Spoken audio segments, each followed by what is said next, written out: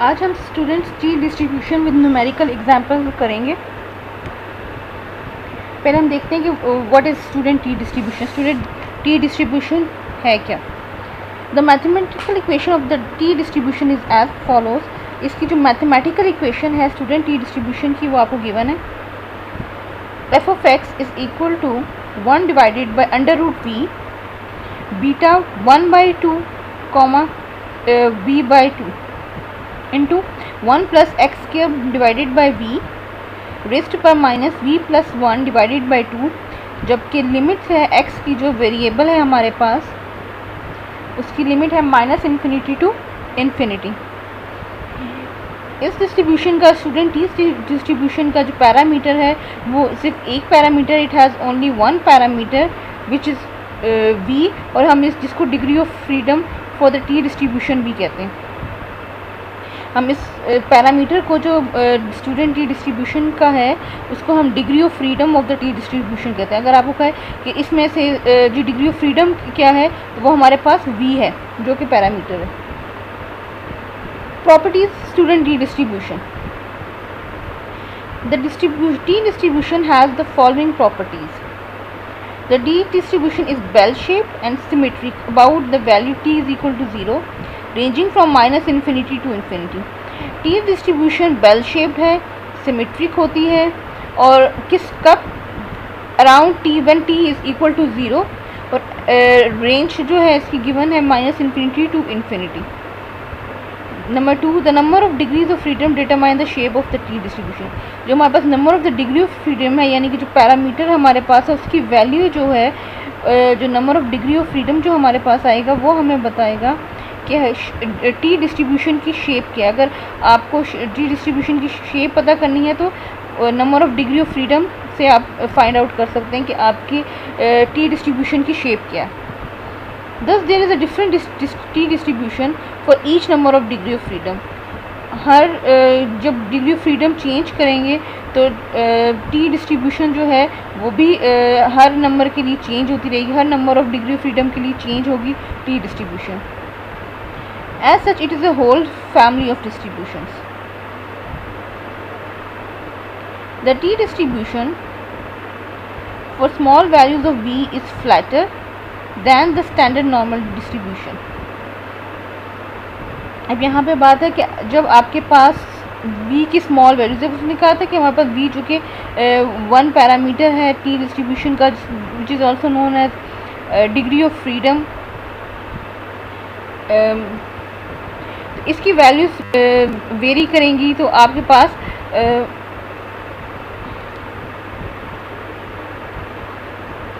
जब इसकी values very करेंगी तो आपकी जो शेप है वो भी हर एक की चेंज होगी, क्योंकि ये डिग्री ऑफ फ्रीडम पे डिपेंड कर रही है। तो अगर वैल्यू स्मॉल आ रही है, अब अगर हमारे पास v जो डिग्री ऑफ फ्रीडम है उसकी वैल्यू स्मॉल है, तो आपकी जो स्टैंडर्ड नॉर्मल डिस्ट्रीब्यूशन की कर्व होती है, जो हमने नॉर्मल डिस्ट्रीब्यूशन पढ़ी थी, उसकी जो कर्व होती है उससे ये फ्लैटर होगी। Which means that the T distribution, इसका क्या मतलब है? फ्लैटर का मतलब है कि T distribution is more spread out in the tails than is the standard normal distribution, यानी कि टेल से फिर ये ज़्यादा फ्लैटर होगी, टेल्स इसकी जो है ज़्यादा वो स्प्रेड आउट हुई होंगी क्योंकि फ्लैटर हो गई है अब स्टैंडर्ड नॉर्मल डिस्ट्रीब्यूशन से। जब टी डिस्ट्रीब्यूशन हमारे पास for small values of V, तो वी की वैल्यू स्मॉल होगी।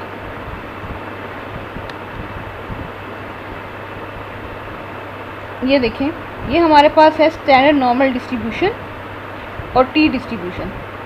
अब टी डिस्ट्रीब्यूशन जो है वो दिया विथ 3 डिग्री ऑफ फ्रीडम। जब आपके पास v की वैल्यू 3 आएगी और डिग्री ऑफ फ्रीडम आपका 3 होगा तो तब टी डिस्ट्रीब्यूशन की शेप क्या होगी?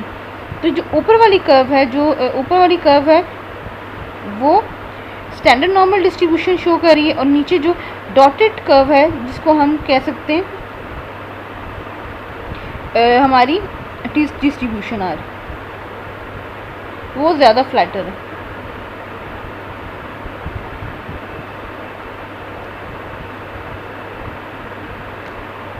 As the degree of freedom increase, अब पहले तो हमने स्मॉल की बात की कि जब हमारे पास डिग्री ऑफ फ्रीडम स्मॉल होगा, अब डिग्री ऑफ फ्रीडम ज़्यादा भी आ सकता है, और ये अगर जैसे जैसे डिग्री ऑफ फ्रीडम आपका इंक्रीज़ होगा तो आपकी शेप ऑफ द डिस्ट्रीब्यूशन पे क्या इफेक्ट पड़ेगा वो देखते हैं।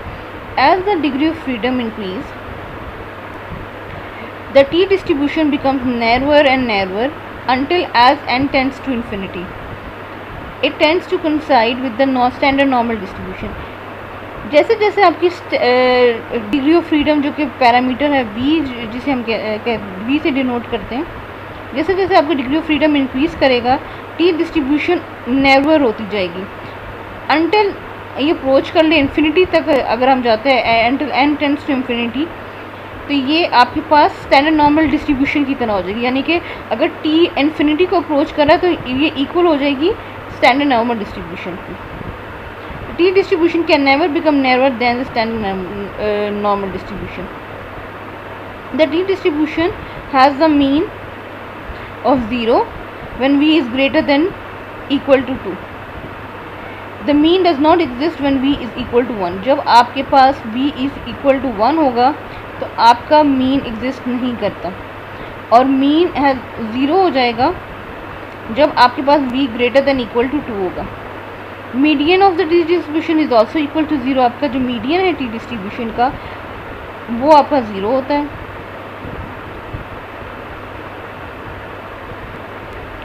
The T distribution is unimodal. The density of this distribution reaches its maximum at t is equal to 0 and thus the mode of the T distribution is t is equal to 0। यानी देखिए mod भी इसका 0 हो गया, median भी इसका 0 हो गया, और मीन भी 0 हो जाएगा जब v आपका जो डिग्री ऑफ फ्रीडम है ग्रेटर देन इक्वल टू 2 होगा।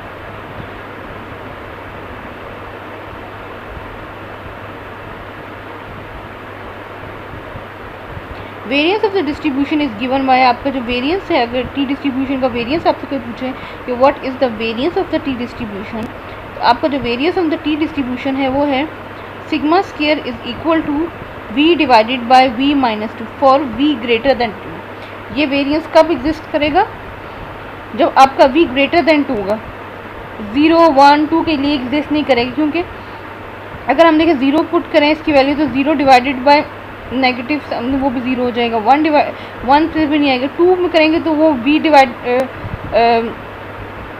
अगर 2 है 2 डिवाइडेड बाय 0 तो वो इन्फिनिटी को चला जाएगा। तो आपका जब 2 से ग्रेटर देन की वैल्यू होगी तो फिर आपका ये वेरिएंस का formula sigma square is equal to v divided by v minus 2 exist करेगा।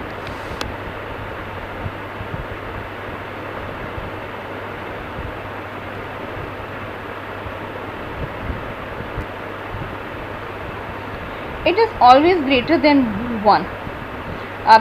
The variance of the standard normal distribution. For v is less than equal to 2, आपका वेरिएंस एग्जिस्ट ही नहीं करता।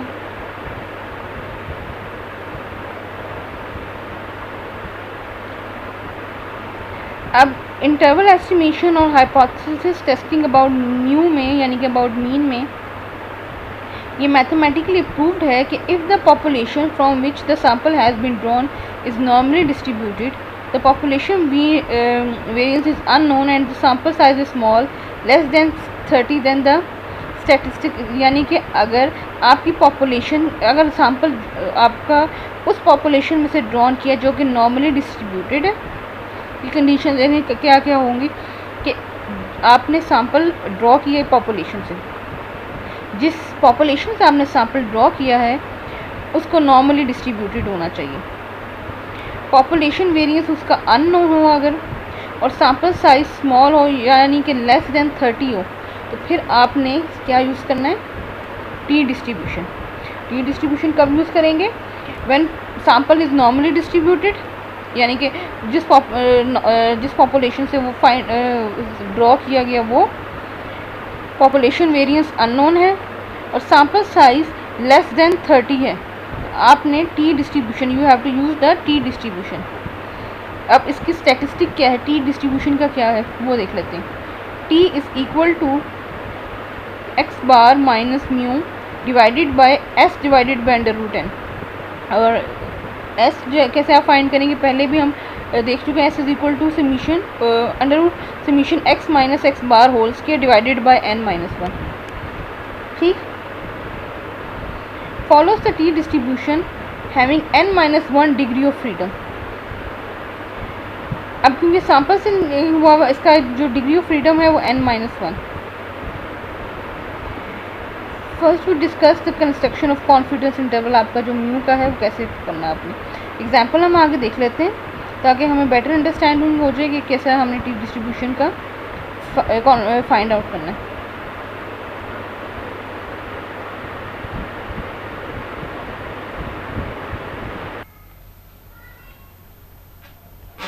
एग्जाम्पल है जो confidence interval for mu based on the T distribution की example हमारे पास है। इससे हम देखते हैं ताकि हमें पता चले कि confidence interval for mu based on the T distribution कैसे फाइंड आउट करते हैं।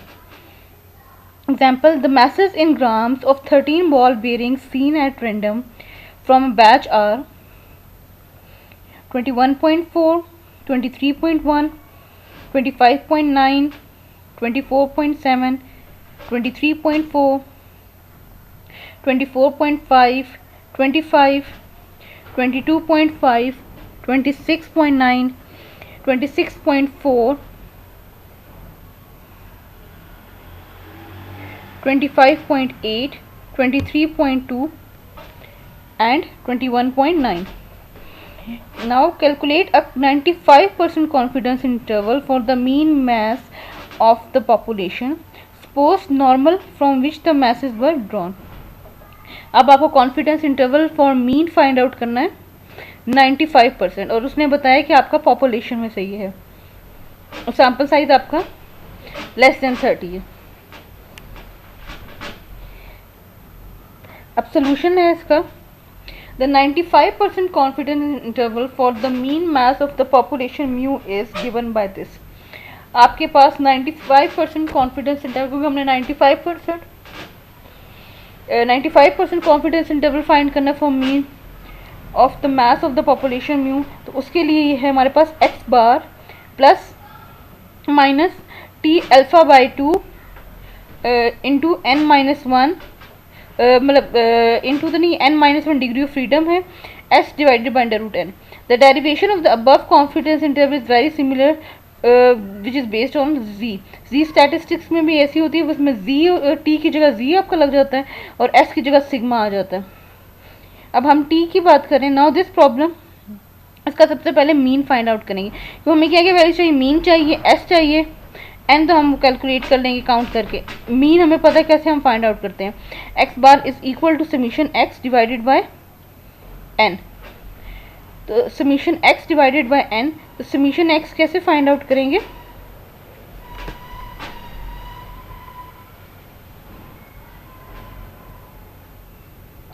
आप इनकी वैल्यूज को,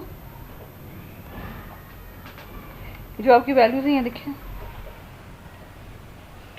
फर्स्ट वाली क्या 21.4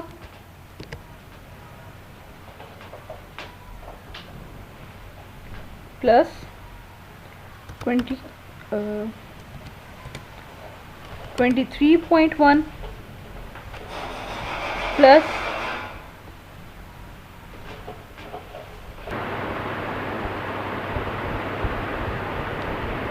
25.9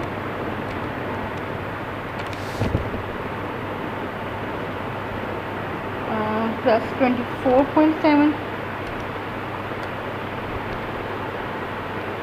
plus 23.4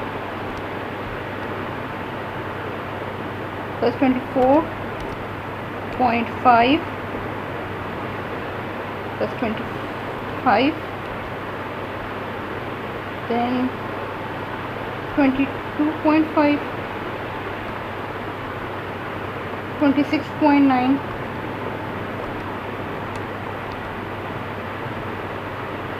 26.4 plus 26.4 plus 25.8 plus 23.2 21.9। इसकी वैल्यू आ गई हमारे पास 314.7 यानी कि 314.7। ये आ गई समीशन एक्स। अब n हमारे पास कितने 13, तो हम इसको डिवाइडेड बाय 13 करेंगे। हमारे पास आंसर आ जाएगा 24.207 जो कि 24.207। हम इसको राउंड ऑफ करेंगे तो हमारे पास आ जाएगा 24.21। ये हमारे पास x बार है 24.21। अब हमने फाइंड आउट करना है s यानी कि स्टैंडर्ड डेविएशन। अब ये क्योंकि सैम्पल है पॉपुलेशन से आपने उसमें किया हुआ है, सैम्पल जो है वो एक्सट्रैक्ट किया है, ड्रॉ किया है फ्रॉम द पॉपुलेशन। तो आपका फॉर्मूला है under root square root summation x minus X bar whole square divided by n minus 1, या इसको आप इस तरह भी लिख सकते हैं 1 divided by n minus 1 into summation X square minus summation X whole square over n square root. अब हम वैल्यू पुट करेंगे। हमने जो फॉर्मूला हमने वैल्यूज फाइंड आउट किए हैं, तो 1/12 क्योंकि 13 n minus 1 13 minus 1 13 minus 1 12 then 7655.59 minus 7618.16। ये आपके पास आ जाएगा 37.43 डिवाइडेड बाई 12। इसको जब सॉल्व आउट करेंगे आपके पास होगा स्क्वायर रूट ऑफ 3.12 जो कि आता है 1.77। तो आपके पास s की क्या वैल्यू आ गई 1.77 और x बार की वैल्यू आ गई 24.21।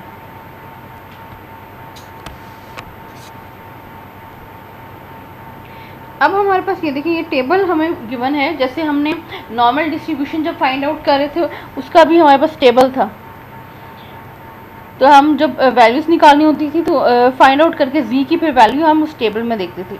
इसी तरह आपके पास टी डिस्ट्रीब्यूशन का ये टेबल है। v आपको जो डिग्री ऑफ फ्रीडम है ये देखिए दिया हुआ है 1 2 3 4 5 6 7 8 9 10 11 12 13 14 15 और अल्फ़ा की वैल्यूज़ दी हुई आपको 0.25 0.1 0.05 0.025 0.01 0.005 एंड 0.001। इसी तरह ये नीचे भी इसका जो बाकी पार्ट है वो v 16 17 18 19 20 21 22 23 24 25 26 27 अप टू इन्फिनिटी तक जा रहा है। और वैल्यूज़ का किस किस के लिए 0.25 0.1 0.05 0.025 0.01 0.005 एंड 0.001। ये जो है टेबल आपके पास है टी डिस्ट्रीब्यूशन का with alpha and T alpha with parameter v, जिसे हम फाइंड आउट करेंगे। जैसे अब हम आगे इसका फाइंड आउट करेंगे। देखिए n-1 हमारे पास है 12 और डिज़ाइड हमारे पास लेवल क्या है कॉन्फिडेंस का, वो है 95%।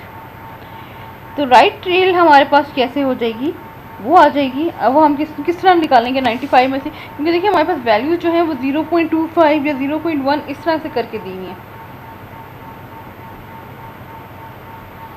अब जो 95% उसको हम कैसे उसमें कन्वर्ट करेंगे, हम देख इसको 1 माइनस 95% है ना, 95% को जब आप परसेंटेज को उठाएं तो 95 divided by 100 is equal to 0.95। तो 0.95 आपने सब्ट्रैक्ट किया,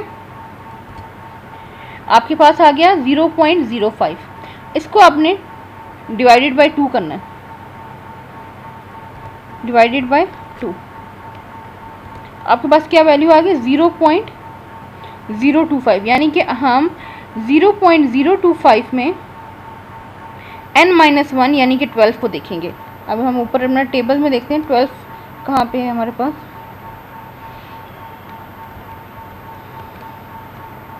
12 को आपने 0.025 में देखना है। ये देखें 12 इसको आप देखें 1 2 3 4, फोर्थ जो आपके पास कॉलम है उसमें 12 को देखें 0.025 में 2.179 आपके पास आ रहा है।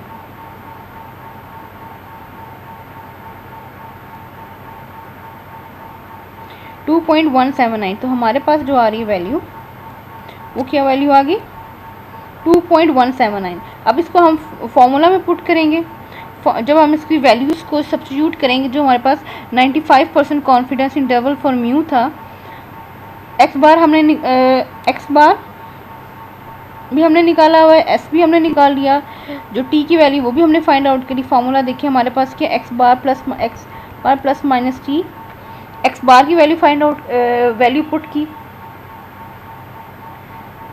24.21 प्लस माइनस जो हमने टी अल्फ़ा वी यानी कि 0.025 को 12 में देखा था और हमारे पास वैल्यू जो आई थी 2.179, उस वो वैल्यू लिखी हमने into S divided bye √10। S हमारे पास वैल्यू क्या आई थी 1.77 डिवाइडेड बाय √10। √n क्या है आपके पास 13। तो आपका क्या हो जाएगा 24.21 प्लस माइनस आपने इसको सॉल्व किया 2.179, या आप इसको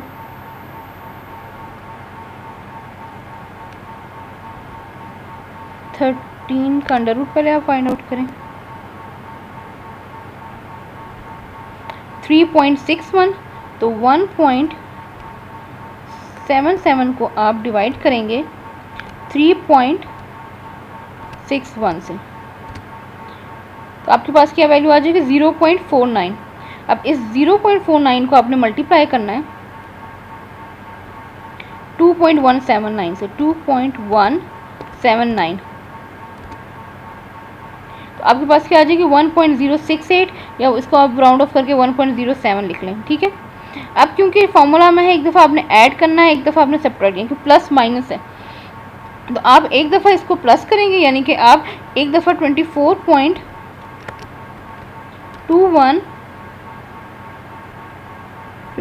को प्लस करेंगे 1.07, आपके पास वैल्यू क्या आ जाएगी 25.28, और एक दफ़ा आप सब्ट्रैक्ट करेंगे 24.21 माइनस 1.07 23.1। हमेशा जब भी आप ये वैल्यूज़ लिखेंगे पहले सब्ट्रैक्ट की भी वैल्यू लिखेंगे और फिर ऐड की, यानी कि जब लिखेंगे 23.14 25.28, हमेशा पहले जो सब्ट्रैक्ट की पहली वैल्यू वो लिखेंगे 24.21 माइनस 1.07 से जो आपकी वैल्यू आई आप वो लिखेंगे, और उसके बाद आप 24.21 प्लस 1.07 से जो वैल्यू आई है 25.28 उसको लिखेंगे। तो hence the 95% confidence interval for the mean mass of the ball bearings calculated from the above sample is 23.1, 25.3 grams, ठीक है। ये हमने कॉन्फिडेंस इंटरवल फाइंड आउट कर लिया।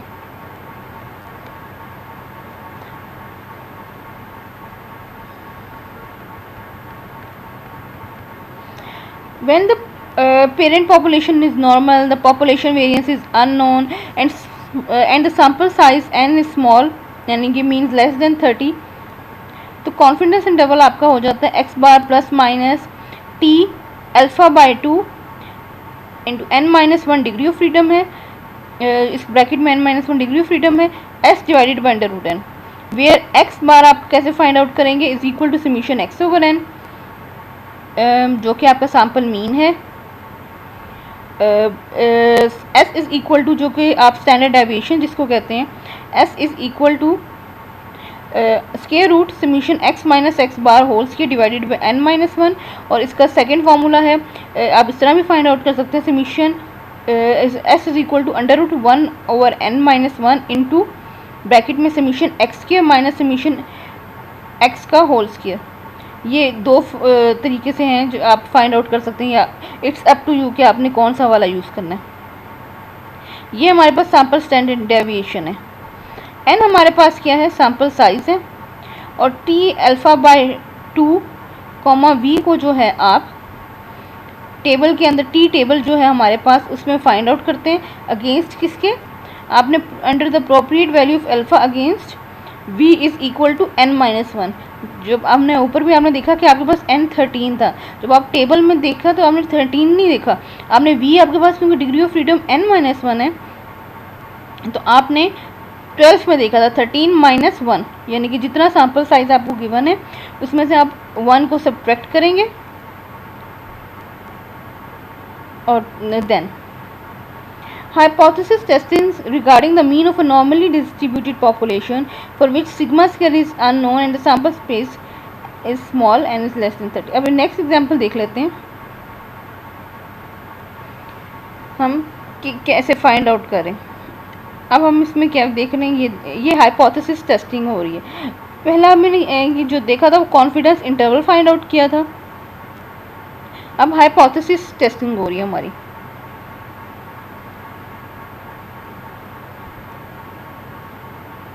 एग्जाम्पल है इसकी हाइपोथेसिस टेस्टिंग प्रोसीजर जो अंडर टी है, टी डिस्ट्रीब्यूशन जिसको आप स्टूडेंट टी डिस्ट्रीब्यूशन भी कहते हैं, इसके दोनों नाम है, स्टूडेंट टी डिस्ट्रीब्यूशन भी यूज़ करते हैं और टी डिस्ट्रीब्यूशन भी यूज़ करते हैं।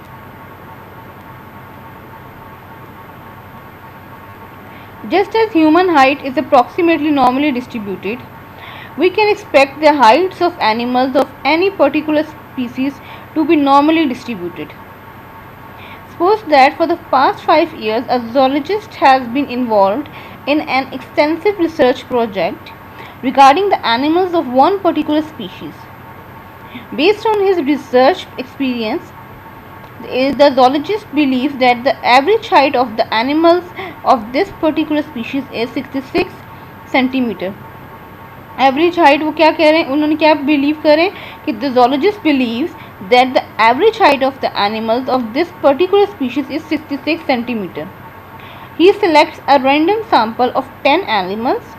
कितने सैम्पल सेलेक्ट किए उसने, 10 animals of this particular species, and upon measuring their heights the following data is obtained.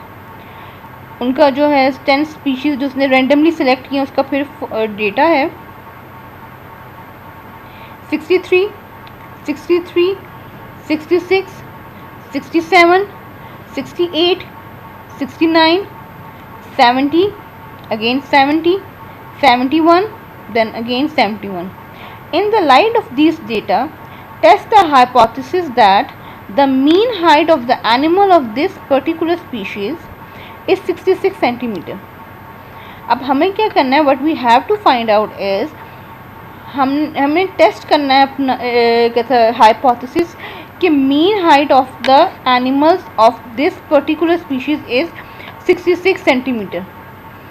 जो आपका नल हाइपोथेसिस होते हैं हमारी कह लें कि हम नल हाइपोथेसिस को ट्रू कंसीडर करवाना चाहते हैं। हम नल हाइपोथेसिस में वो लिखते हैं जो हम चाहते हैं कि ट्रू हो और हम चाहते हैं कि नल हाइपोथेसिस हमारा एक्सेप्ट हो।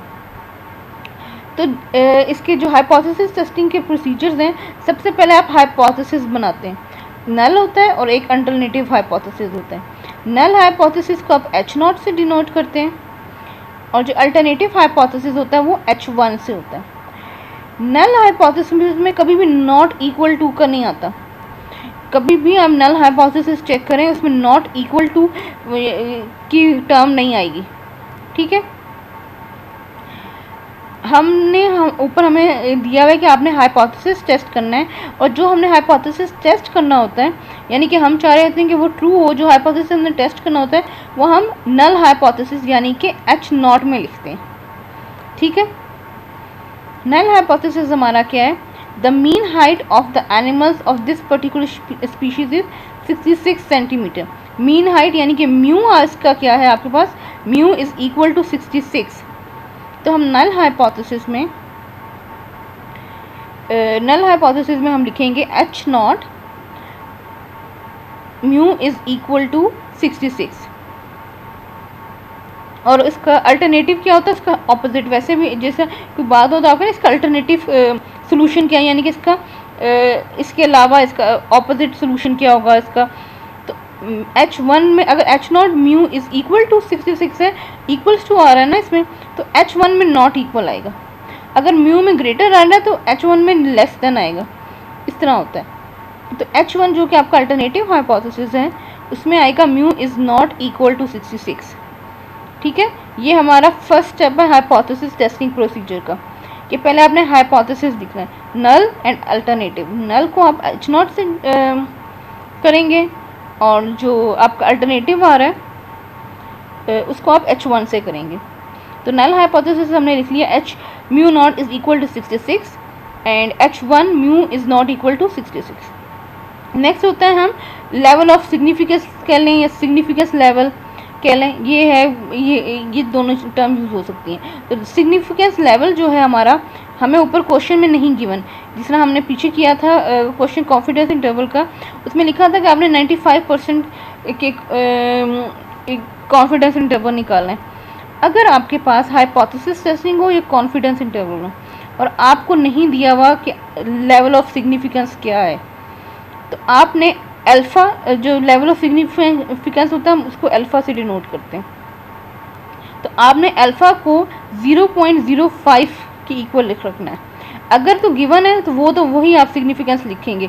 अगर लेट्स सपोज मैं यही क्वेश्चन 0.01 लेवल ऑफ कॉन्फिडेंस में लिख देते हैं, ऊपर क्वेश्चन होगा, क्वेश्चन में लिखा गिवन होगा कि आपने इसको टेस्ट करना है under the significance level of 0.01।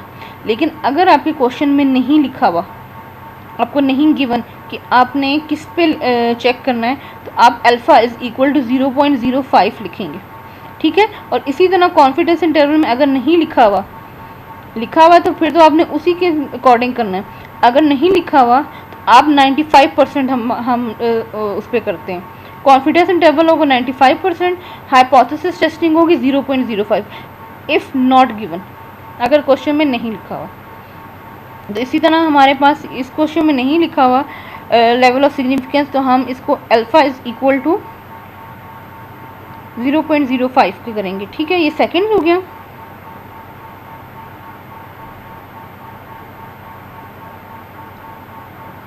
Third step है हमारे पास टेस्ट स्टैटिस्टिक।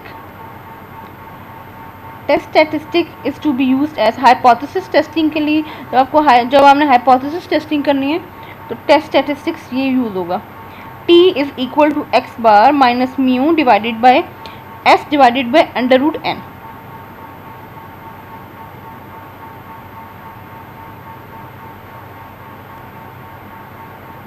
जब आपने हाइपोथेसिस टेस्टिंग करनी है तो आपने ये टेस्ट स्टैटिस्टिक्स यूज़ करना है।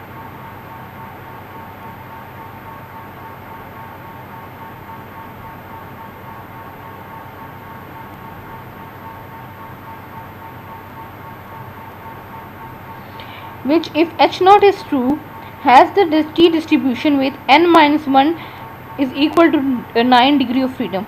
n आपके पास 10 था, 10 minus 1 9 डिग्री ऑफ फ्रीडम में आप चेक करेंगे। अब नेक्स्ट, ये 3 स्टेप्स हो गए थे हमारे पास। अब नेक्स्ट है हमारे पास फोर्थ कैलकुलेशन करनी है। अब हमने कैसे, क्योंकि अब हमें एक्स बार चाहिए, म्यू हमारे पास गिवन है और एस चाहिए हमें। ठीक है, अब एक्स बार के लिए हमारे पास ये जो वैल्यूज़ हैं, ये 63, 63, 66, 67, 68, 69, 70, 70, 71, 71, इसको हम लेंगे। ठीक है, ये देखें, ये आपका एक्स का कॉलम नंबर, इंडिविजुअल नंबर से आपने लिख लिया 1 2 3 4 5 6 7 8 9 10। एक्स आपने लिखा, ये वैल्यूज़ लिखी। ठीक है, एक्स बार आपको पता है कि कैसे फाइंड आउट करना है, समीशन एक्स ओवर एन। तो आपने इन सब वैल्यूज़ का सम किया जो आ गया 678। तो एक्स बार के लिए देखें, summation X 678 N divided by 10 is equal to 67.8। इसी तरह आप नेक्स्ट आपने फाइंड आउट करना है एस, क्योंकि हमें फॉर्मूला में एस भी चाहिए। एस फाइंड आउट करने के लिए आपके पास फॉर्मूला है ये 1 over n minus 1 summation x minus X bar whole square. अब पहले हमने एस स्केयर वेरिएंस फाइंड करें, फिर वेरिएंस फाइंड आउट करने के बाद उसका हम स्केयर रूट ले लेंगे। या ये फॉर्मूला आपके पास है 1 over n minus 1 into summation x square minus summation x over summation x का होल स्केयर।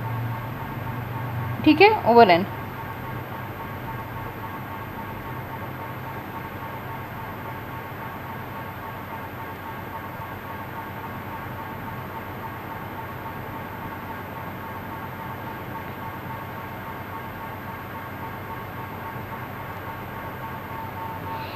इसमें आप वैल्यूज़ पुट करेंगे। उसके बाद सॉल्व आउट करने के बाद आपके पास आएगा 9.0667। s is equal to under root 9.0667, तो आपके पास आ जाएगा 3.01। ठीक है, आपके पास s की वैल्यू भी आ गई। अब आपके पास चीज स्टैटिस्टिक्स की है, इसमें आपने वैल्यू पुट करनी है। हम हाइपोथेसिस टेस्टिंग करें और ये हमारा कैलकुलेशन का जो है अभी प्रोसीजर चल रहा है। हमने टेस्ट स्टैटिस्टिक्स टी की लिखी, X bar minus mu divided by S divided by under root N. X bar आपने फाइंड आउट किया था, आपके पास क्या आया था 67.8। अब हम वैल्यू सब्स्टिट्यूट करें, माइनस म्यू आपने जो एच नॉट था आपके पास, यहाँ पे आपने देखें कहा था ना म्यू इज इक्वल टू 66, जो आपके पास मीन है वो क्या है 66। आपने वो मीन जो है म्यू की जगह आपने 66 लिख पुट कर दिया, डिवाइडेड बाय एस। एस की वैल्यू आपके पास 3.01 है, divided by under root N, means N हमारे पास 10 रैंडम सैम्पल्स थे, तो अंडर रूट 10। जब आप सॉल्व आउट करेंगे इसको तो आपके पास ये 67.8 माइनस 66 आपके पास 1.8 आ गया।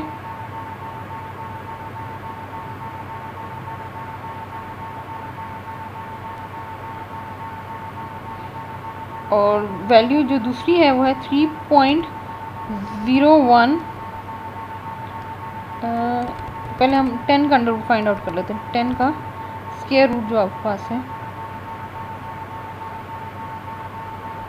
10 का स्क्वायर रूट 3.1623 वो लिखा आपने, क्योंकि ये नीचे डिनोमिनेटर में आपके पास 10 है ना। तो ये जब आप कैलकुलेशन करेंगे या तो आप 3.01 डिवाइडेड बाय 3.1623 करके कर लें, या इसको रेसिप्रोकल में चला जाएगा। तो 3.1623 मल्टीप्लाई बाय 1.8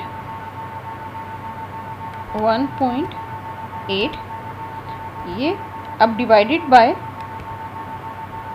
3.01, तो आपके पास वैल्यू क्या हो जाएगी 1.89। तो आपके पास t की वैल्यू क्या आ गई 1.89।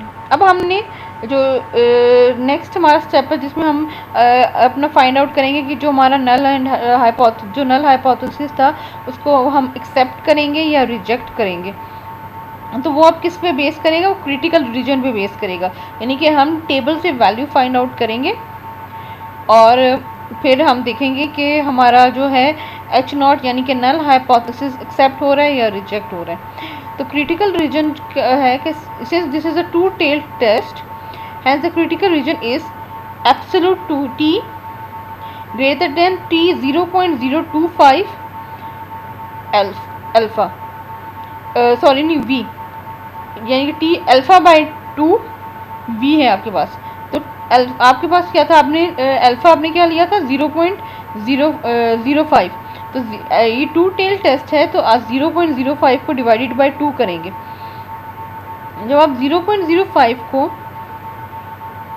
डिवाइडेड बाई 2 करेंगे तो आपके पास आ जाएगी वैल्यू 0.025 और ब्रैकेट में डिग्री ऑफ फ्रीडम लिखते हैं आप। डिग्री ऑफ फ्रीडम आपके पास क्या होता है एन वी, जो है आपके पास n-1 होता है। आपके 10 सैम्पल्स थे, इट मीन्स 10-1, तो 10-1 आपके पास 9 हो जाएगा। अब आप 0.025 को 9 में देखेंगे। अब हम देखते हैं आगे अपना इसको 0.025 में 9 को देखेंगे। अभी हम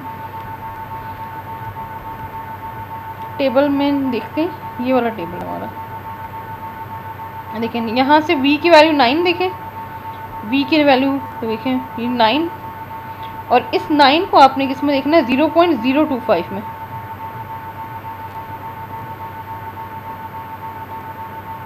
फोर्थ कॉलम में आपके 9th के फोर्थ कॉलम में देखें तो आपके पास वैल्यू क्या आ रही है 2.262, क्योंकि आपके पास v 9 है और अल्फा बाई 2 जो आपने फाइंड आउट किया था, अल्फा आपके पास 0.05 था। आपका ये टू टेल टेस्ट था, तो इसलिए 0.05 को आपने डिवाइडेड बाय 2 किया।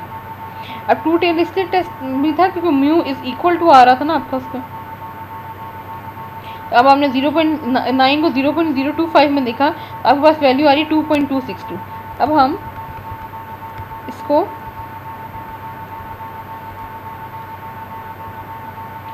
देखें, यहाँ लिखेंगे इज इक्वल टू 2.262, ठीक है। अब ये हमने डायग्राम बनाई है, इसमें है जो देखिए जो ब्लू शेडेड पार्ट है, यानी कि अगर वैल्यू आपकी t की वैल्यू इस ब्लू शेडेड पार्ट में लाई करती है तो आपका जो है नल हाइपोथेसिस आपने उसको, यानी कि आपने उसको वैल्यू उसको रिजेक्ट करना है।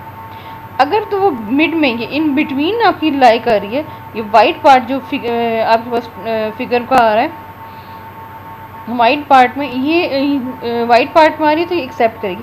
ये जो साइड्स है ना ये बिल्कुल ये मैच नहीं करेंगी इसके साथ, नीचे वाले के साथ ये इसके साथ थोड़ी सी हो गई है, ये बिल्कुल फ्लैट रही है, कभी भी नीचे इसके साथ टच नहीं करेंगी, ठीक है। इस लाइन को, बॉटम लाइन को कभी भी टच नहीं करेगी आपकी टेल, ये बिल्कुल ऐसे जाएंगी, नीचे साइड वाली वर्टिकल लाइंस नहीं होंगी, आपके बॉटम लाइन को टच नहीं करेंगी। अगर आपकी वैल्यू यहाँ पे आ रही है, लाइट ब्लू पार्ट में वैल्यू जा रही है, क्योंकि टू टेल टेस्ट आपने कहा तो इसलिए माइनस में भी चेक करेंगे और प्लस में भी। अगर तो आपके पास आपकी जो वैल्यू है वो आ रही है वाइट पार्ट में तो आप एक्सेप्ट करेंगे, और अगर वो जा रही है बियॉन्ड इस जो आपने टी की वैल्यू फाइंड आउट की क्रिटिकल रीजन के थ्रू, क्रिटिकल रीजन में आपने जो टेबल से वैल्यू फाइंड की है, अगर बियॉन्ड इसके जा रही है तो आप फिर अपना रिजेक्ट करेंगे। अब हमारे पास टी की वैल्यू 1.89 है, और जबकि टी जो हमने टेबल से फाइंड आउट किया है वो है 2.262। तो हम क्या कंक्लूड करेंगे, since the computed value of t is equal to 1.89 does not fall in the critical region, वो आपके क्रिटिकल रीजन में फॉल नहीं करी, we therefore do not reject h not, it means that we are accepting h not. तो हम यही लिखते हैं, do not reject h not, ठीक है। And may conclude that the mean height of the animals of this particular species is 66 centimetre. It means कि हमारी जो h नॉट है वो एक्सेप्ट हो गया। कैसे एक्सेप्ट हो, क्योंकि t की वैल्यू 1.89 थी, और 1.89 जो है ये इन बिटवीन एक्सेप्ट वाले रीजन में आ रही है, आपका जो एक्सेप्ट वाला रीजन है उसमें आ रही है, ठीक है। तो जब एक्सेप्ट वाले रीजन में आपके पास t की वैल्यू आ रही है और रिजेक्शन रीजन में नहीं जा रही, जो कि क्रिटिकल रीजन होता है, रिजेक्शन रीजन में फॉल नहीं करी, वो एक्सेप्टेंस रीजन में फॉल कर रही है। आपके पास दो रीजन होते हैं, acceptance region and rejection region. तो आपकी जो वैल्यू है वो एक्सेप्टेंस रीजन में फॉल करी है, तो आप कहेंगे कि हमारा जो h नॉट है वो डू नॉट रिजेक्ट हो रहा है, यानी कि हम उसे एक्सेप्ट करें। हम एक्सेप्ट नहीं लिखते, हम लिखते हैं हमेशा do not reject h not, ठीक है, do not reject h not. और जब हम नहीं कर रहे रिजेक्ट h नॉट को, इट मीन्स कि हमने कंक्लूड किया है, क्योंकि हमारे नल हाइपोथेसिस था कि जो mean height of the animals है पर्टिकुलर स्पीशीज़ की वो 66 सेंटीमीटर है, ठीक है। ये आपका हाइपोथेसिस कॉन्फिडेंस इंटरवल भी हो गया। देन आपका हाइपोथेसिस टेस्टिंग होगी।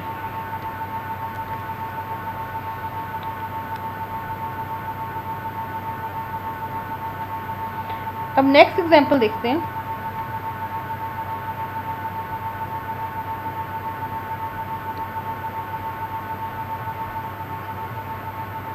नेक्स्ट एग्जांपल है हमारे पास, a record company executive is interested in estimating the difference in the average play length of songs pertaining to pop music and semi-classical music. To do so, she randomly selects 10 semi-classical songs and 9 pop songs. अब आपके पास example में क्या, एक record company है जो कि estimate करना चाह रही है difference in the average play length of songs pop music में और सेमी क्लासिक म्यूज़िक में। और इसके लिए उसने क्या किया है कि 10 उसने semi classic randomly 10 semi classic जो सॉन्ग्स हैं वो सिलेक्ट किए, और 9 जो हैं वो आपके पॉप सॉन्ग्स उसने सेलेक्ट किए। अब आप देखिए पहले जब हम कर रहे थे तो आपके पास एक ही कैटेगरी के सारा कुछ आता था, यानी कि अगर लेट्स म्यूज़िक है तो बस सिंपल म्यूज़िक का कहेंगे कि जी इतना, लेकिन अब आपको कैटेगरीज देगी हैं कि 2 सैम्पल्स अलग-अलग डिफरेंट आ रहे हैं। ठीक है, the play length in minutes of the selected songs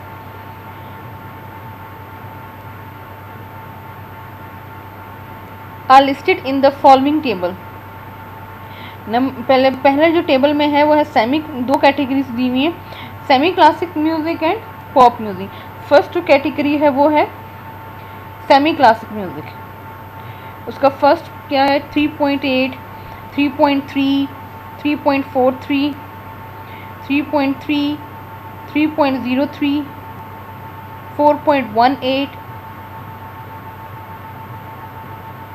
3.18, 3.83, 3.22 and then 3.38। ये आपके पास किसके सेमी क्लासिक म्यूज़िक। नेक्स्ट है आपके पास pop music.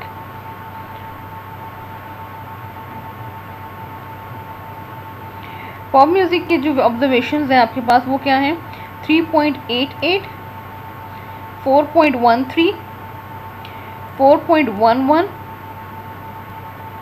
3.98,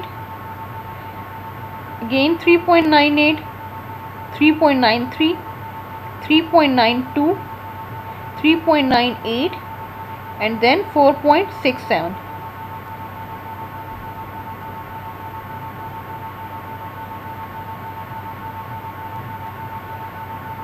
Calculate a 99% confidence interval to estimate the difference in population means for the 2 types of recordings. आपने क्या find out करना है 99%, आपको गिवन है कि 99% कॉन्फिडेंस इंटरवल आपने फाइंड आउट करना है to estimate the difference in population mean for these 2 type of recordings. जो आपको 2 टाइप्स की रिकॉर्डिंग्स दी हैं इनका आपने डिफरेंस इनका पॉपुलेशन मीन का फाइंड आउट करना है। अब हम इसका सोल्यूशन देख लेते हैं।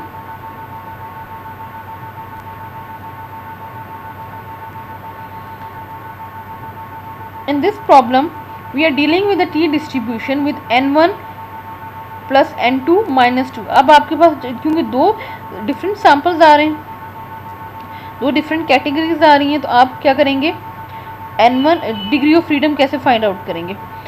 n1 जो n1 की वैल्यूज़ हैं उनको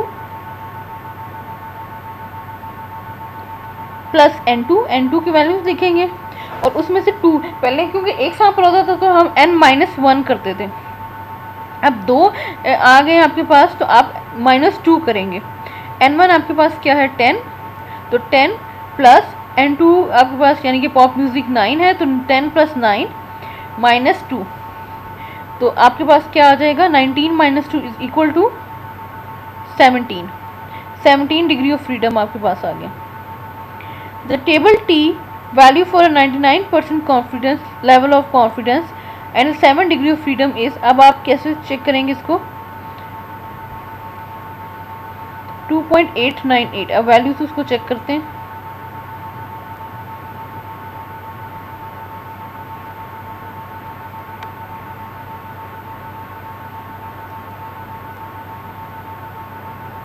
टेबल में 17 है तो आपको इस ये वाला टेबल चाहिए होगा। अब आप देखिए आपने कैसे फाइंड आउट की, क्योंकि आपके पास 99% था। 99 को कैसे करेंगे 1 - 0.99 आपके पास है 0.01, इसको आप डिवाइडेड बाय 2 करेंगे तो आपके पास क्या आ रहा है वैल्यू आ रही है 0.005। तो आपने 17 को 0.005 में चेक करना है। पहले हम v की वैल्यू 17 जो आपका सेकंड रो है वो, अब हमने 0.005 कौन सा आपका कॉलम आ रहा है 1 2 3 4 5 6 आपके पास कॉलम है और सेकंड रो है आपके पास। 17 को आपने 0.005 में चेक किया, ठीक है। 17 आपका डिग्री ऑफ फ्रीडम और अल्फा आपके पास जो आ रहा है वो 0.005 हमने अभी 1 माइनस 0.99 को सब्ट्रैक्ट किया, देन डिवाइडेड बाय 2 किया, तो हमारे पास वैल्यू आ रही है 0.005। तो आपके पास बन रहा है 2.898।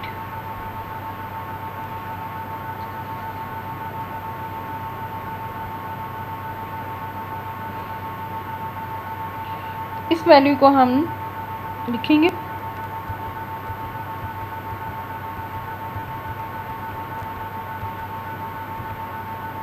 हमने ये वैल्यू लिख लिया भाई 2.898। ठीक,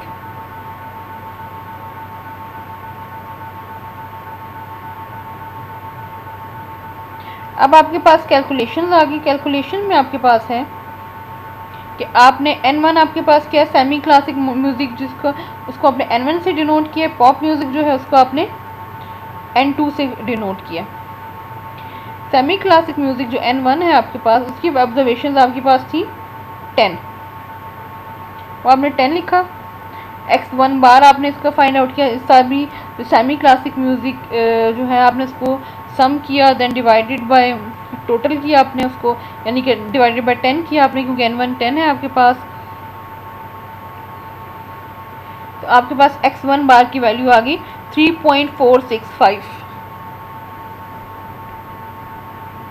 नेक्स्ट S1 आपने सेमी क्लासिक म्यूजिक का फाइंड आउट किया। तो S1 जब आपने फाइंड आउट किया तो 0.3575। ठीक है, अब इसी तरह पॉप म्यूजिक है, उसको आपने N2 से डिनोट किया, तो आपने N2 लिखा। उसकी जो सैम्पल्स थे 9 थे आपके पास, आपने काउंट भी करने तो आपके पास 9 थे। N2 आपने 9 लिखा।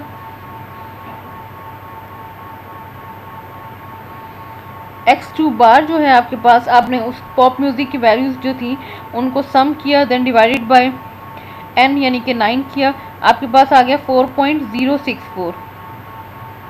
इस तरह आपके पास S2 है, आपने पॉप म्यूजिक का जो है standard deviation S2 find out किया, उसकी वैल्यू आपके पास आ गई 0.2417। ठीक है, ये आपके पास कैलकुलेशंस आ गई। सेमी क्लासिक म्यूजिक की भी आपको N1 x1 बार S1 दे दिया है। पॉप म्यूजिक है, उसको N2 x2 बार S2 आपके पास वैल्यूज गिवन है। अब हम क्या करेंगे, अब क्योंकि आपके पास 2 ऑब्जर्वेशंस है ना, तो आप जो फॉर्मूला यूज करेंगे वो SP का फॉर्मूला यूज करेंगे। ठीक है, क्योंकि आपके पास 2 सैंपल्स हैं।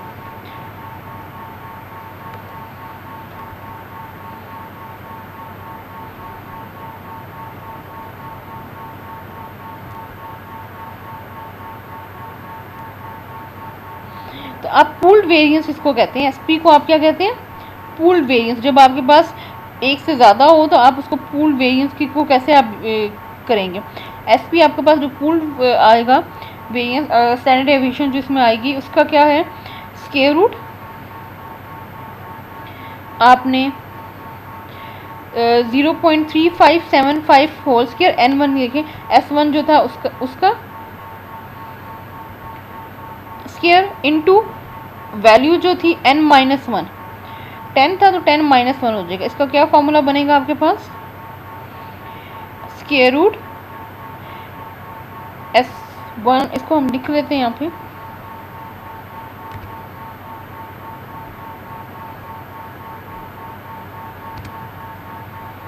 जो आपके पास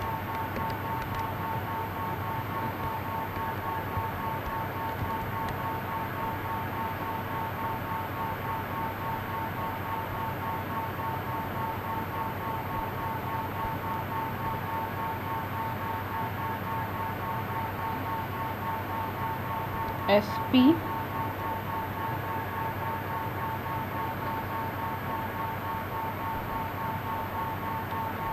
तो है, इसको हम सुपर स्क्रिप्ट में रखते हैं। ओके,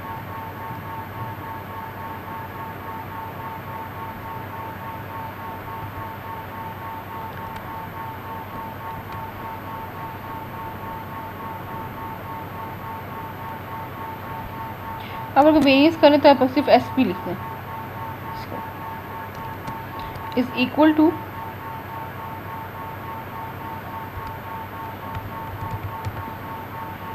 आपके पास स्क्वायर रूट है,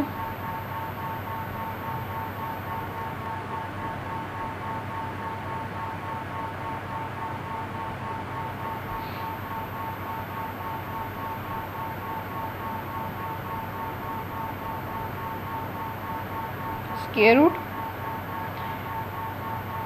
S1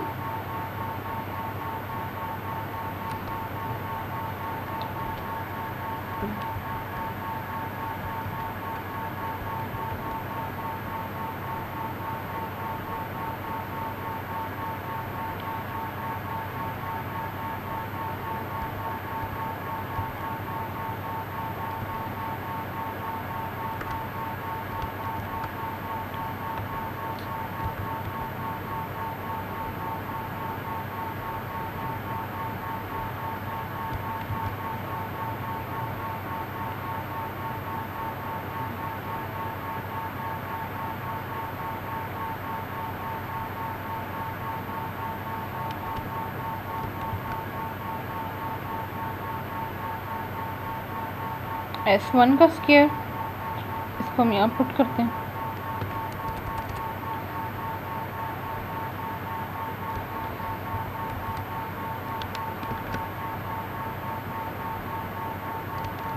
S1 square into bracket है आपके पास n, एक सेकेंड,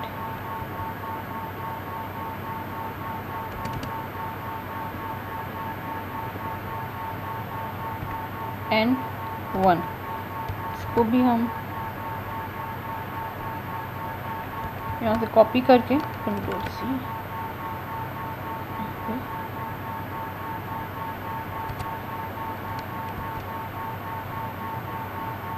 -1,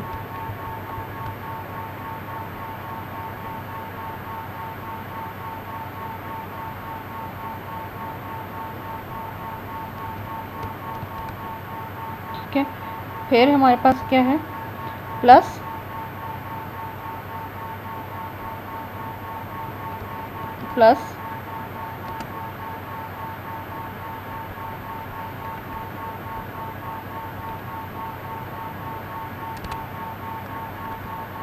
S2 स्क्वायर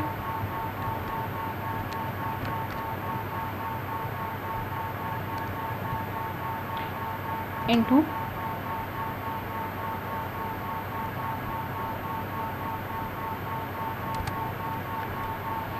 N2,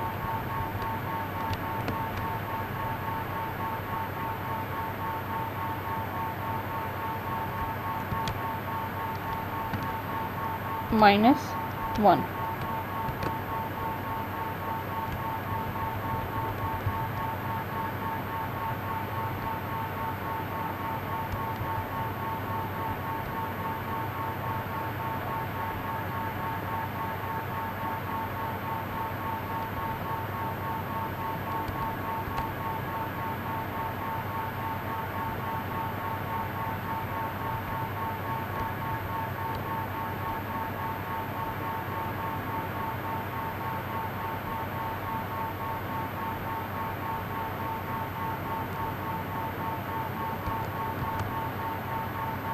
ये आपके पास आ गया। फिर डिवाइडेड बाय आपका जो डिग्री ऑफ फ्रीडम है, इसको इंसर्ट करते हैं फिर हम इक्वेशन,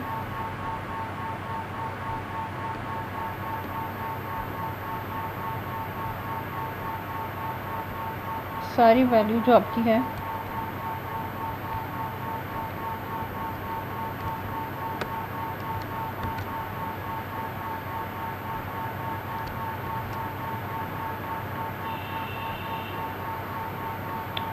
N2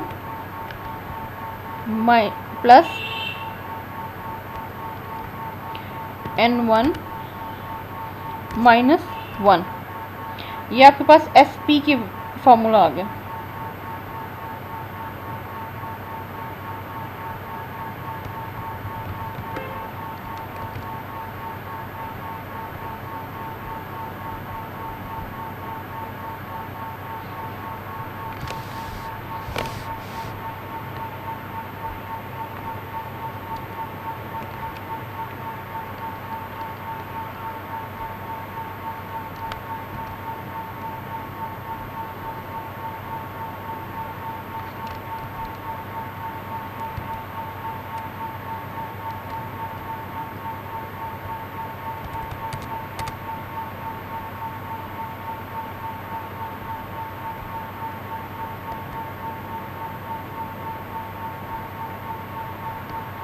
सारे में आपका स्केयर जो है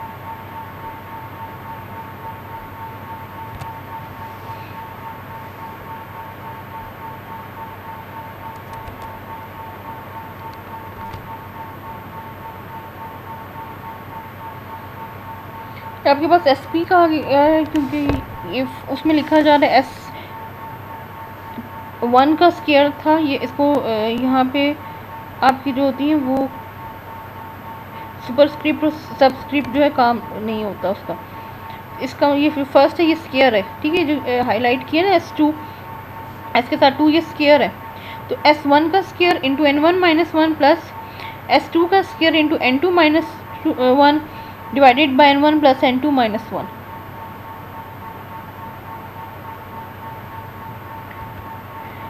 आपने इसमें वैल्यूज पुट की, S1 का square into N1 minus 1 plus S2 का स्केयर इंटू N2 माइनस 1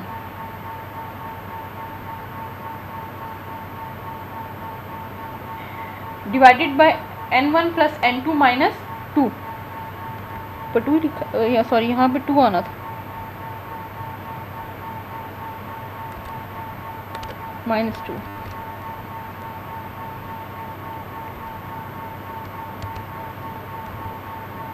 ठीक है, अब आपने इसको वैल्यूज पुट की, इसको सॉल्व आउट करें आप।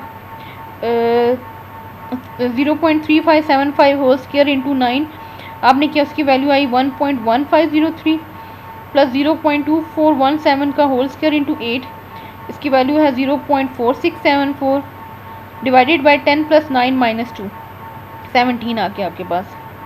अंडर रूट है आपके पास 1.6177, इसको सॉल्व आउट किया डिवाइडेड बाय 17। जब आप इसको सॉल्व आउट करेंगे तो आपके पास वैल्यू आ जाएगी 0.0952।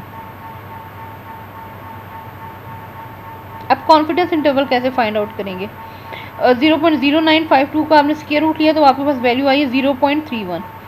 कॉन्फिडेंस इंटरवल आपने कैसे फाइंड आउट किया? आपके पास पहले होता था ना x bar plus minus T alpha by 2 v into S divided by under root n। अब क्योंकि आपके पास पूल्ड वेरिएंस का आ गया तो आप x1 बार माइनस x2 बार करेंगे, ठीक है। तो x1 बार माइनस x2 बार लिखा आपने, x1 बार की वैल्यू आपके पास देखिए 3.465 माइनस x2 बार 4.064 प्लस माइनस t जो आपने फाइंड आउट किए टेबल से 2.89817 को आपने जो देखा था वो लिखा आपने। देन आपने लिखा SP जो आपका पूल्ड वेरिएंस आपने निकाला है वो लिखा। SP आपके पास क्या वैल्यू है 0.31 under root 1 by N1 plus 1 by N2। इसका फॉर्मूला क्या है? x1 bar minus x2 bar plus minus t alpha by 2 v यानी कि t alpha by 2 N1 plus N2 minus 1 degree of freedom into SP into under root 1 over N1 plus 1 over N2। इसमें आप value put करेंगे, आपने सब में value put की, आपने इसको सॉल्व आउट किया तो आपके पास बनता है माइनस 0.599 प्लस माइनस 0.411। ठीक है, एक दफ़ा सब्ट्रैक्ट करेंगे आप इसको और एक दफ़ा ऐड करेंगे आप। तो जब आप इसको सॉल्व आउट करेंगे तो आपके पास कॉन्फिडेंस इंटरवल आएगा। कॉन्फिडेंस आपके इंटरवल क्या आएगा आपके पास? माइनस 1.010 म्यू 1 माइनस, क्योंकि पहले खाली म्यू एक सिंपल था तो म्यू हम लिख देते थे, अब दो हैं तो mu 1 minus mu 2 is greater than equal to minus 1.010 and less than equal to minus 0.188। अब आपके पास कंक्लूजन है, with 99% confidence interval the record company executive can conclude that true difference in the population average length of play is between -1.01 minutes and 0.188 minute।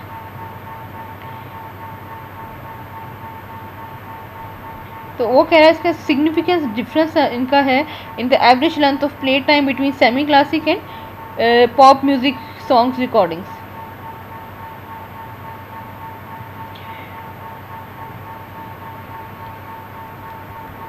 अब next आपके पास example है,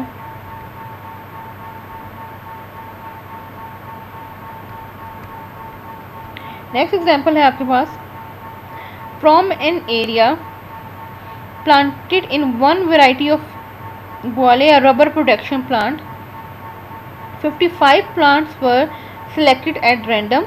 Of these 15 were off types and 12 were aberrant.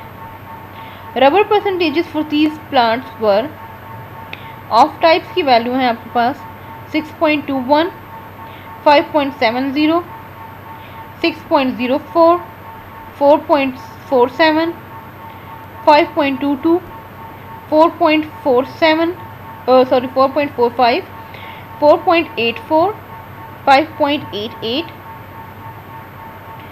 5.82, 6.09, 6.06, 5.59, 6.74 and 5.55 ये of type है। और aberrant है आपके पास 4.28, 7.71, 6.48, 7.71, 7.37, 7.20, 7.06, 6.40,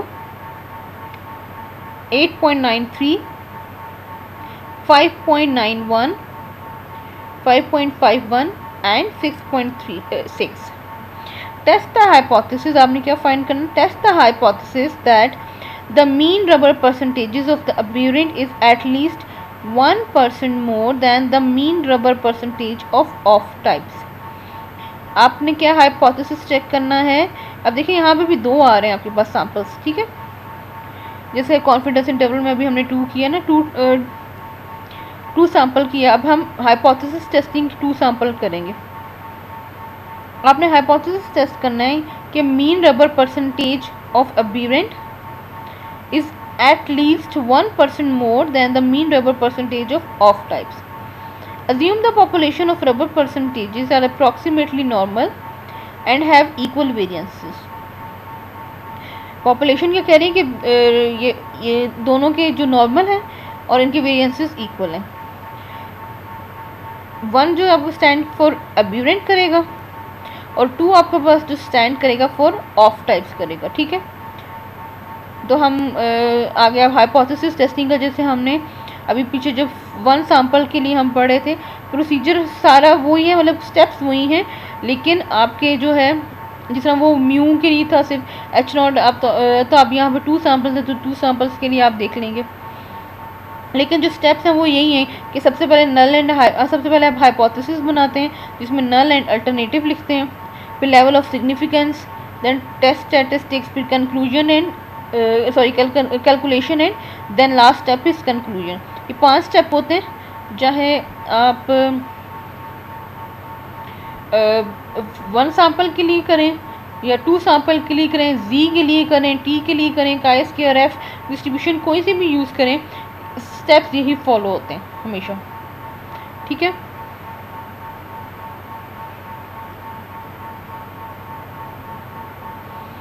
सबसे पहले आप अपना हाइपोथेसिस बना लेंगे। हाइपोथेसिस आपका है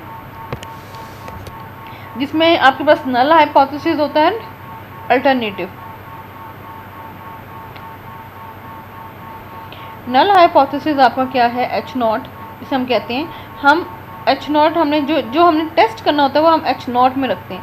हमारा क्या है कि अबीरेंट जिसको हमने जिसको हमने 1 से किया है कि मीन जो अबीरेंट जो है वो at least 1% more then mean rubber of types होना चाहिए। तो μ1 माइनस μ2 इज ग्रेटर देन 1। आपके पास ये नल हाइपोथेसिस आ गया।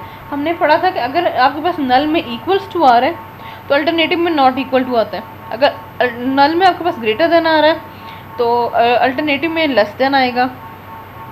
अगर नल में हाइपोथेसिस में लेस देन आ रहा है तो आपका अल्टरनेटिव जो होगा वो ग्रेटर देन होगा। इस तरह आपका जो यहाँ पे आ रहा है एच नॉट यानी कि null hypothesis μ1 minus μ2 is greater than 1।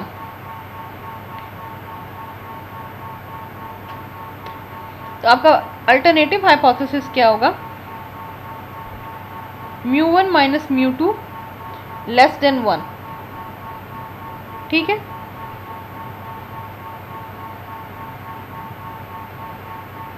ये आपके पास हाइपोथेसिस बन गया, फर्स्ट स्टेप हो गया।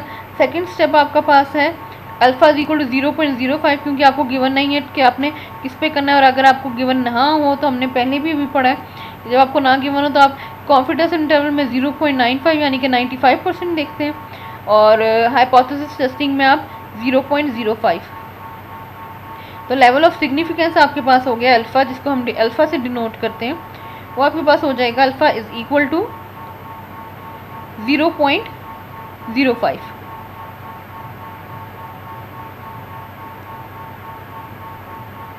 फिर नेक्स्ट आपके पास आ जाता है टेस्ट स्टैटिस्टिक्स। टेस्ट स्टैटिस्टिक्स लिखेंगे हम।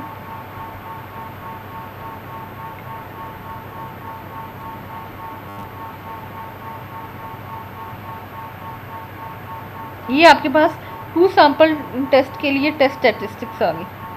ठीक है, xt is equal to x1 bar minus x2 bar minus μ1 minus μ2 divided by sp, जो कि जिसको हम पूल वेरिएंस भी कहते हैं, under root 1/n1 plus 1/n2।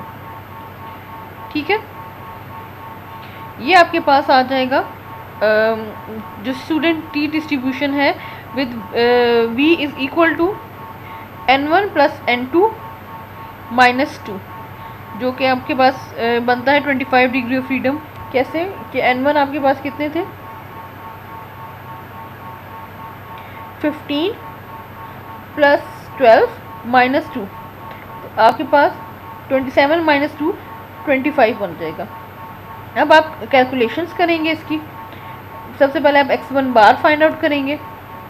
x1 बार आपने फाइंड आउट किया तो आपके पास आया summation x1 divided by n1, वो बनता है 80.92 डिवाइडेड बाय 12।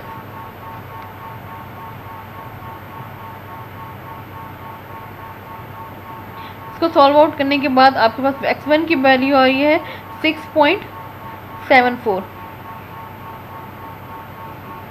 x2 बार जो हमने फाइंड आउट किया उसकी वैल्यू है summation x2 divided by n2 is equal to 84.25 divided by 15 which is equal to 5.62। x1 bar भी आपके पास आ गया और x2 बार भी। नेक्स्ट आपके पास है, अब आप क्या करेंगे, S1 आपने फाइंड आउट करना है और S2, क्योंकि यहाँ पे देखिए आपके पास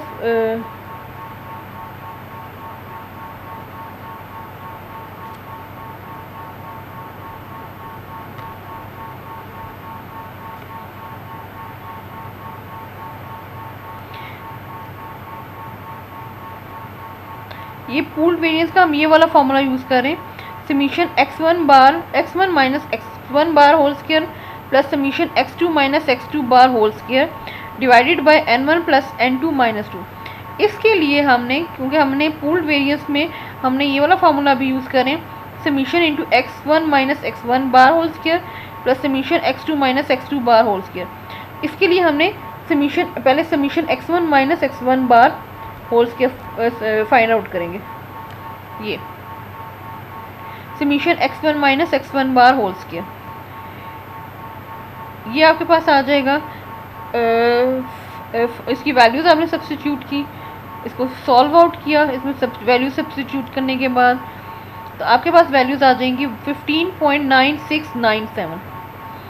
15.9697 आपके पास summation x1 minus x1 bar whole square है। फिर आपको पूल वेरिएंस में जो है सेकंड आपको क्या चीज़ चाहिए,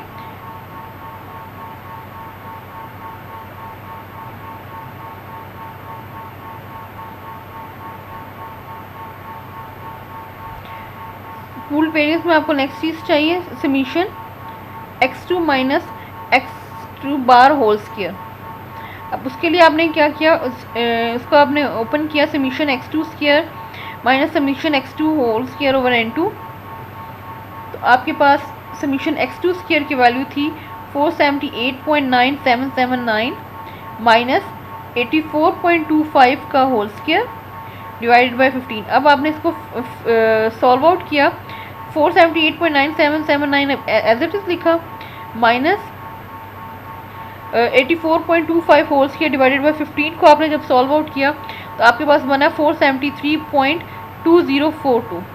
ठीक है, फिर 478.9779 को सब्ट्रैक्ट करेंगे 473.2042 से तो आपके पास वैल्यू आ जाएगी 5.7737। तो ये आपके पास summation x2 minus x2 bar whole square आ गया।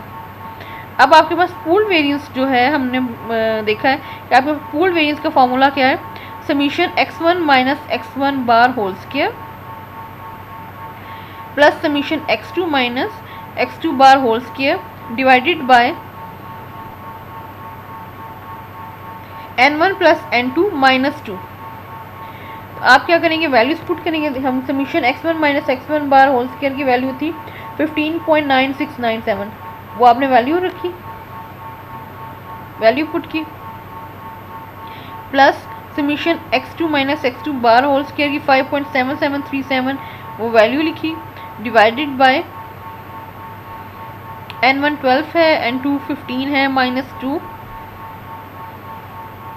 इसको सॉल्व आउट किया तो आपके पास वैल्यू आ रही है 0.8697। ये जो वैल्यू आ रही है आपके पास 0.8697 ये एस स्क्वायर पी की है। आपको एस पी चाहिए क्योंकि हमने जो ऊपर टेस्ट स्टैटिस्टिक्स में देखा था एस पी, ये तो यानी कि स्टैंडर्ड पूल्ड स्टैंडर्ड डेविएशन, और ये आपके पास पूल वेरिएंस की है। तो आप क्या करेंगे, पूल वेरिएंस की जो वैल्यू आई है 0.8697 इसका स्क्वायर रूट लेंगे। जब आपने इसका स्क्वायर रूट लिया 0.8697 का, आपके पास वैल्यू आई S P is equal to 0.93। आपके पास ये वैल्यू आ गई। अब आपने क्या करना है, टेस्ट स्टैटिस्टिक्स जो है उसमें वैल्यूज़ को सब्स्टिट्यूट करना है। x1 बार माइनस x2 बार जो था आपके पास 6.74 माइनस 5.62 माइनस μ1 माइनस μ2 जो है वो आपके पास 1 था, डिवाइडेड बाय एस पी की वैल्यू आपने फाइंड आउट किया 0.93, square root 1 over n1 plus 1 over n2 1 over 12 plus 1 over 15। आपने इसको सॉल्व आउट किया तो आपके पास वैल्यू आई 0.12 डिवाइडेड बाय 0.36। फिर 0.12 डिवाइडेड बाय 0.36 को जब सॉल्व आउट किया तो आपके पास वैल्यू आई 0.33। तो t की आपके पास वैल्यू क्या आ गई है 0.33। ठीक है, अब नेक्स्ट है क्रिटिकल रीजन, जो हमारा नेक्स्ट स्टेप है। Since there is a left handed test therefore the critical region is given by t is less. अब लेफ्ट हैंडेड क्यों आपके पास कहा गया, क्योंकि जब आपके पास नल हाइपोथेसिस इक्वल्स टू में आए तो आपके पास वो होता है अल्टरनेटिव नॉट इक्वल्स टू आए तो आपके पास होता है टू टिल टेस्ट। जब आप null hypothesis alternative hypothesis equals to not equal to आ रहे हैं तो ये टू टिल टेस्ट होता है। अब आपका अल्टरनेटिव हाइपोथेसिस में लेस देन आ रहा है, तो लेस देन का मतलब है या अगर ग्रेटर देन आ जाए खाली या लेस देन आ जाए अगर अल्टरनेटिव हाइपोथेसिस में, तो आपका वन टेल टेस्ट बन जाता है। अब आपका जो है लेस देन है तो ये आपका वन टेल टेस्ट बन गया। तो t is less than t 0.05 into 25, तो आपके पास वैल्यू आ गई, वो वैल्यू क्या आई है -1.708। ठीक है, क्योंकि लेफ्ट टेल है तो -1.708 आ गई। जबकि आपके पास सिंस आपने अपना उसको देखा कंक्लूजन देखा, since the computed value of T जो है आपके पास इक्वल्स टू 0.33 है, वो आपके पास फॉल्स करती है एक्सेप्टेंस रीजन में, क्योंकि आपके पास है ना 1.708 से लेस देन की वैल्यू होनी चाहिए। तो 0.33 जो है ये ग्रेटर देन आ रहा है -1.708 से, तो ये कहाँ पे लाई करेगा आपका एक्सेप्टेंस रीजन में। Therefore we accept H0, we may conclude that the mean rubber percentage of the aberrant is at least 1% more than the mean rubber percentage of types। ठीक है, ये आपके पास पूल टी सैंपल जो था, to tell के लिए भी आपने डिस्कस कर लिया, वन सैंपल के लिए भी आपने डिस्कस कर लिया। ये आपका स्टूडेंट टी डिस्ट्रीब्यूशन थी। इसमें हमने कॉन्फिडेंस इंटरवल और हाइपोथेसिस टेस्टिंग दोनों के केसेस में देखी है।